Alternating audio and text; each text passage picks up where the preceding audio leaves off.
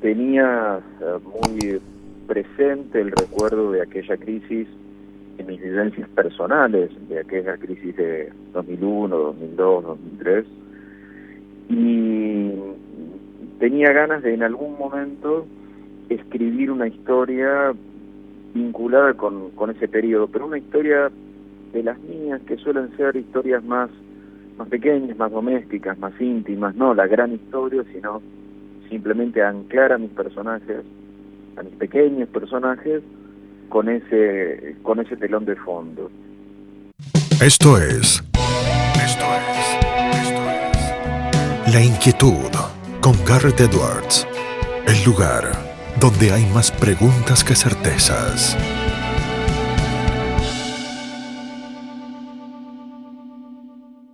En esta emisión de La Inquietud quiero compartirles una entrevista que hice en Tal y Cual, el programa que hacemos junto a Adriano Mandolesi todos los sábados de 7 a 9 de la mañana por CNN Radio Rosario desde el año 2019.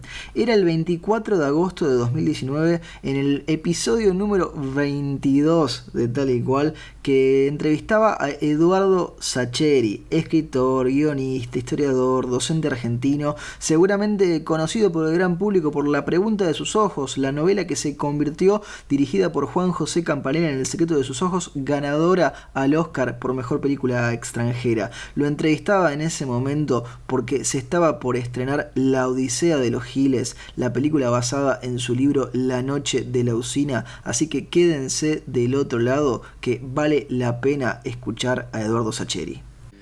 Damos vuelta de página acá en Tal y Cual por CNN Radio Rosario y se vuelve bastante literal la expresión porque a quien tenemos en línea del otro lado es a Eduardo Sacheri. Él es escritor, licenciado en Historia.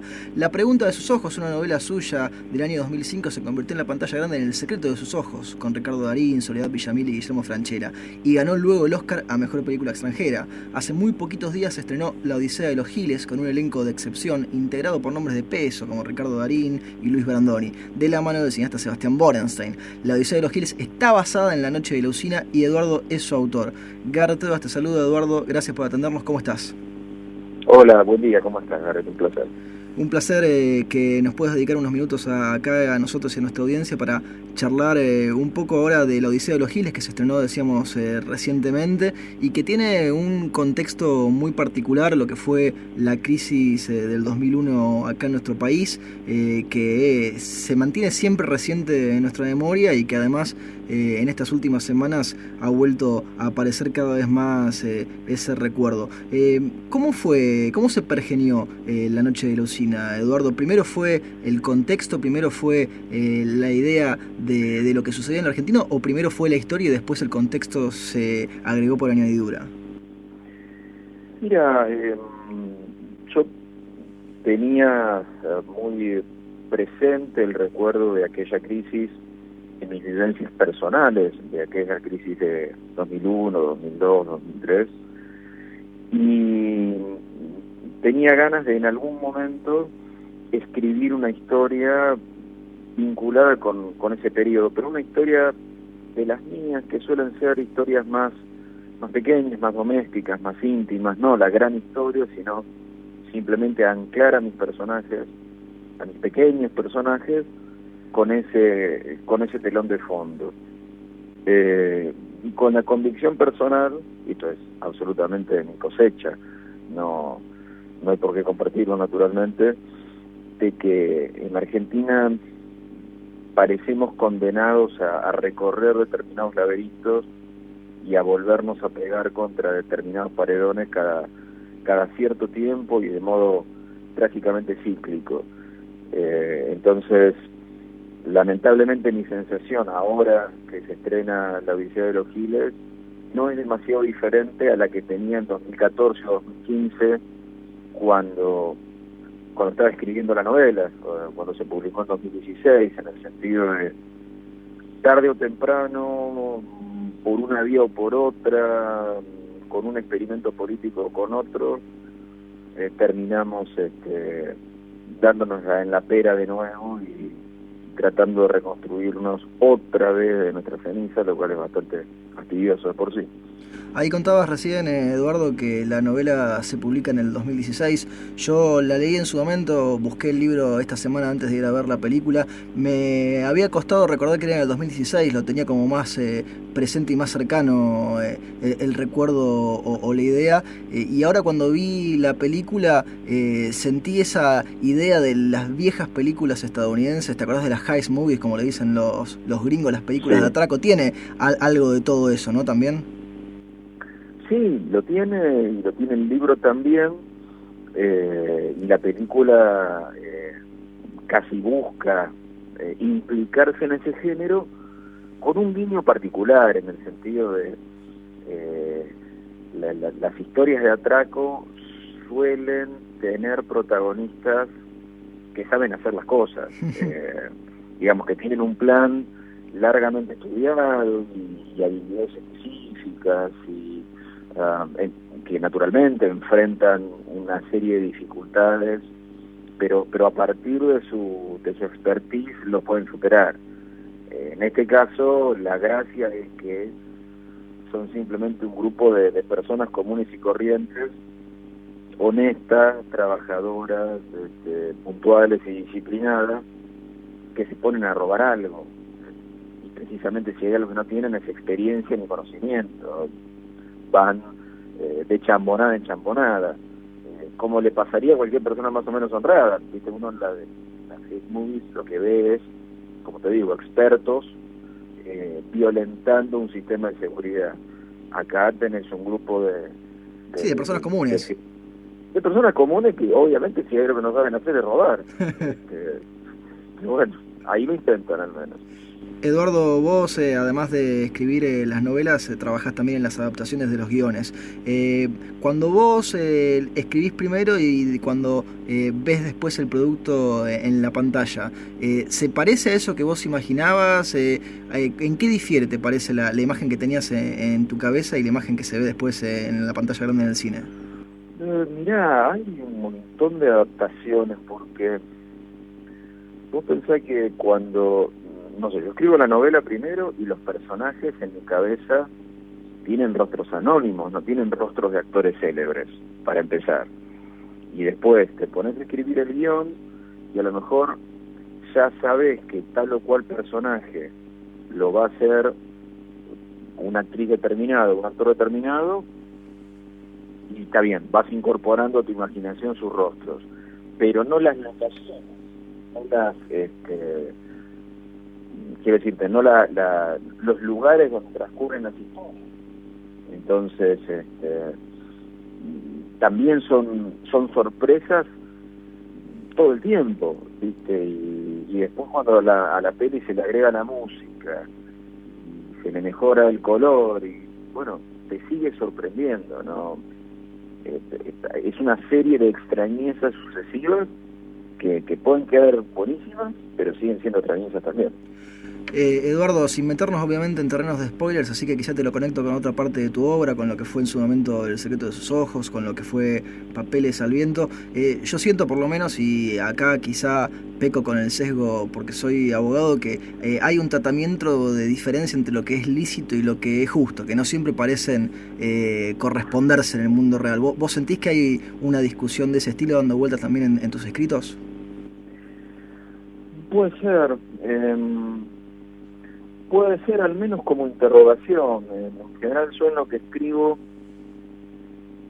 utilizo lo que escribo para hacerme preguntas, más que para obtener respuestas conclusivas. Pero indudablemente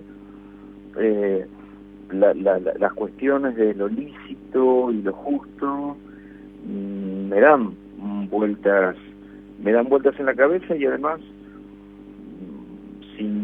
a riesgo de ponerme un poco solemne, me parece que en Argentina uno de nuestros enormes problemas es precisamente ponernos de acuerdo en torno a la idea de la ley y al respeto de la ley, no la ley positiva. No, obvio, sí, de determinadas reglas de conducta, ¿no? Y principios.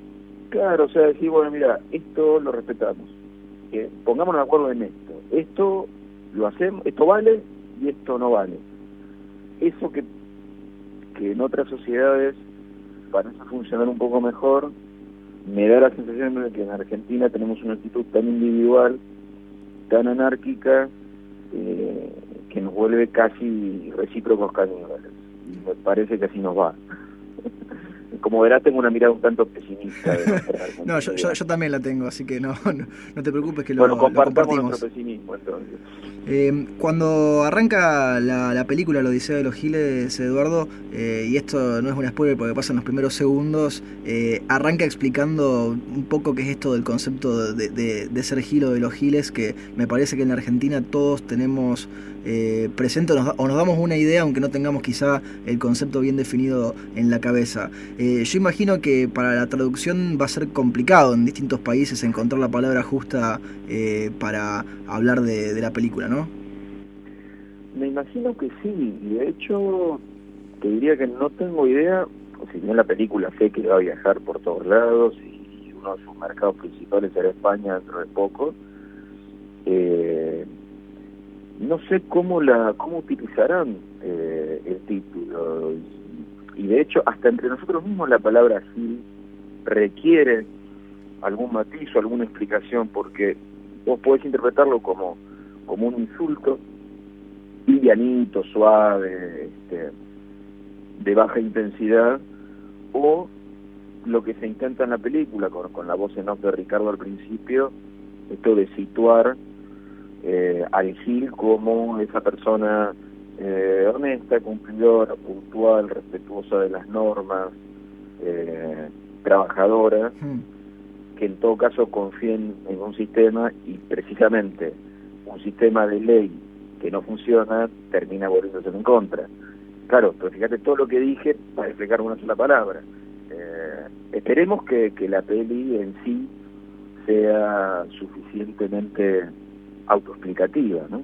Sí, y yo te sumo ahí que de esto me daba cuenta en su momento de cierta polisemia que tenía el título original del Secreto de sus Ojos, que lo tiene también El Secreto de sus Ojos, que lo tiene La Pregunta de sus Ojos, cuando hicieron la remake en los Estados Unidos, que le ponen Secret in Their Eyes, ¿no? Y yo imagino que vos lo debés haber pensado en el momento en el que lo elegiste, eso de que en español no sabemos si es plural, si es singular, si es hombre o si es mujer, y cuando lo tuvieron que hacer en los Estados Unidos tuvieron que definir algo más específico por los límites idiomáticos que les ponía ese idioma. Es cierto, en realidad originalmente para mí sus ojos de La Pregunta eran unos ojos en particular, y en la novela eso está como más específico, vinculado con los ojos de Irene, de la protagonista femenina. Ya en El Secreto de sus Ojos queda como más generalizado, y en la versión estadounidense queda situado directamente en esto de los ojos de todos. Yo creo que me he ido acostumbrando de todas maneras con el correr de los libros y de las películas a aceptar, y casi te diría a celebrar la multiplicidad de lecturas que hay de lo que uno escribe, y a reconciliarme con eso y a no intentar imponer ni siquiera mi criterio. No, bueno, una vez que la obra sale al mundo deja de ser de uno, imagino, y es de un poquito de todos, ¿no? Un poco sí, lo que pasa que no es lo mismo anunciarlo que aceptarlo. Sí, debe ser más complicado. Es más complicado, y a mí el hecho de que varios libros hayan terminado siendo películas me lo facilita un poco, o me lo facilita en tanto me ha obligado a considerarlo y asimilarlo. Eduardo, el fútbol es importante en toda tu obra, eso no hace falta aclararlo demasiado. Incluso en La Noche de la Usina, que ahora La Odisea de los Giles en versión película, uno de los personajes, el que encarna a Darín, es un exjugador surgido de su pequeño pueblo. ¿Te parece que es quizá una de las cosas más representativas de la sociedad argentina, esta pasión por el fútbol? Mira, yo creo que depositamos mucho ahí, sí, mucho en el mundo del fútbol, y lo usamos realmente como vehículo de identidad y como matriz de comportamiento. Si a mí me pasa en mi vida por fuera de mi literatura, si aparece en mi literatura es porque es parte de mi vida, o sea, no es una búsqueda voluntaria de volverme una radiografía social, suponete, no es que yo digo, como el fútbol es muy argentino, lo voy a meter en mis libros. Yo vivo acá, las preguntas de mi vida nacen acá y las respuestas de mis libros nacen acá. Y bueno, el fútbol aparece mezclado con eso de manera indisoluble de mis otras percepciones, ¿viste? Pero sí, creo que tiene que ver con el contexto en el que me crié y en el que sigo viviendo.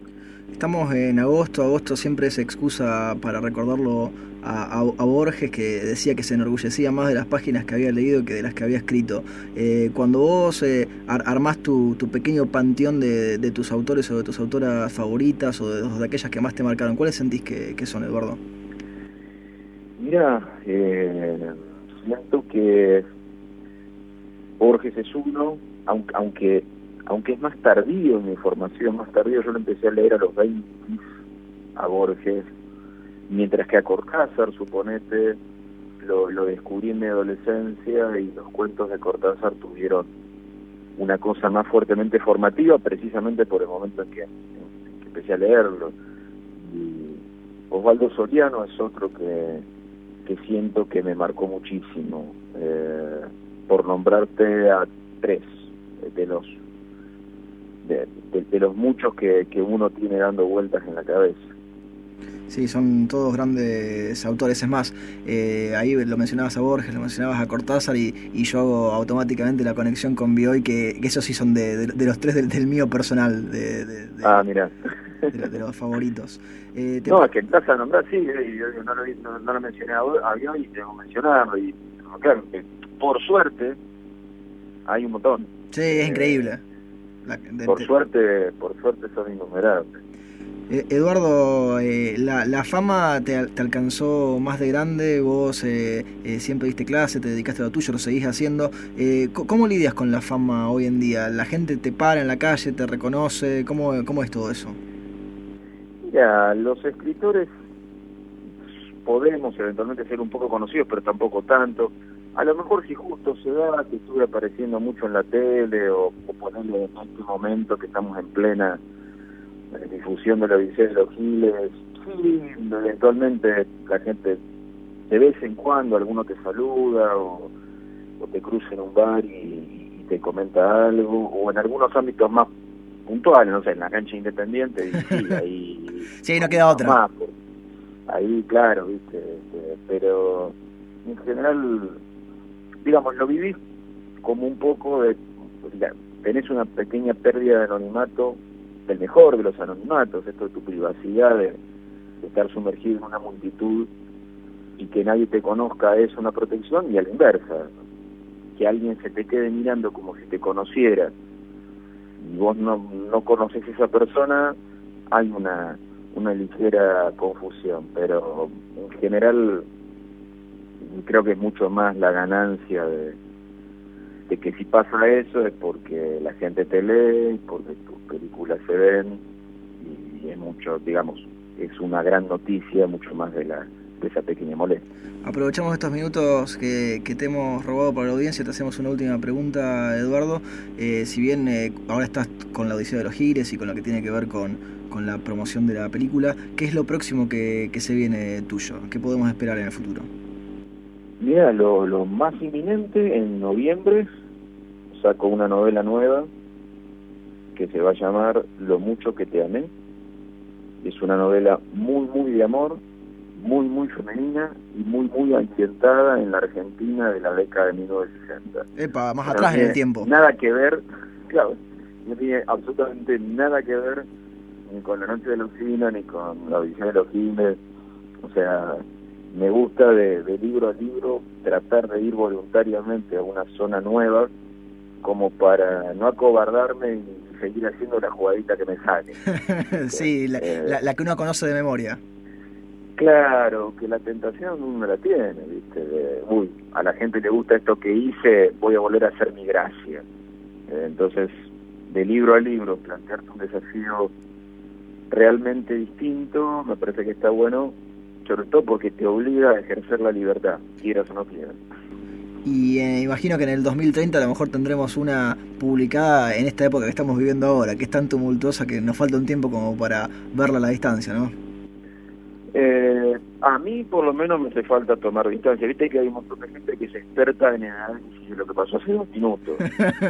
en las redes sociales abundan de eso, que uno se queda pasmado de la cantidad de expertos en el minuto que pasó. A mí me lleva, yo soy una persona mucho más lenta y sí, me lleva bastante. Te agradecemos mucho estos minutos que te has tomado, Eduardo, y te mandamos un fuerte abrazo. No, al contrario, un abrazo, que estés muy bien y buen día. Hablábamos con Eduardo Sacheri, escritor él. Esto fue La Inquietud con Garrett Edwards. Síguenos en redes sociales y en www.edwards.com.ar.